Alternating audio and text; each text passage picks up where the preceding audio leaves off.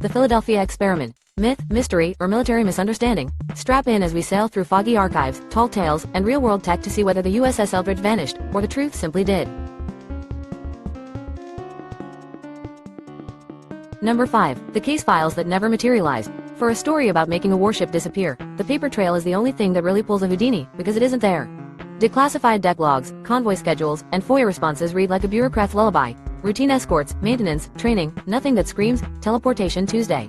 Historians who chased the legend found memos about mines, radar, and ordinary wartime secrecy, not space-warping superbeams. Even the supposed codenames that get tossed around dissolve under scrutiny or point to unrelated projects. In a world where governments can barely keep a coffee budget secret, the absence of corroborating records is deafening. If there's a smoking gun, it's just a stapler. Number 4. Sci Fi Leak into real life.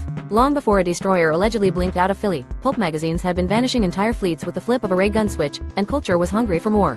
The tale soaked up the neon glow of mid-century sci-fi, then went full blockbuster with paperbacks, talk shows, and the 1984 movie that turned rumor into popcorn.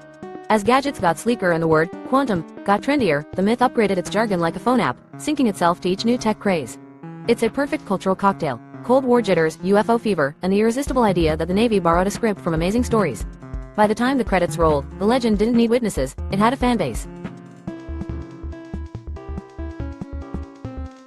Number 3. Eyewitnesses and Elastic Memories. The origin story reads like noir: mysterious letters, a worried scientist, and margin notes that claim sailors fused into bulkheads. The most famous source, a drifter calling himself Carlos Allende, wrote to astronomer and UFO author Morris K. Jessup, spinning yarns that arrived decades after the supposed event and light years from verifiable detail. Memory is a generous editor, especially when fed by rumor, headlines, and late-night radio, and small inconsistencies stretch into cinematic scenes. Mix in ordinary shipboard oddities, sparks, fog, electrical hums, and you've got sensory seeds that can sprout fantastical vines. Eyewitness testimony may be lively, but without independent anchors, it tends to drift with the current. In short, captivating, yes; calibrated, not so much. Number 2. Degaussing, not disappearing. Here's the unsexy star of the show. Degaussing, a wartime technique that uses cables and currents to reduce a ship's magnetic signature so magnetic mines don't say hello.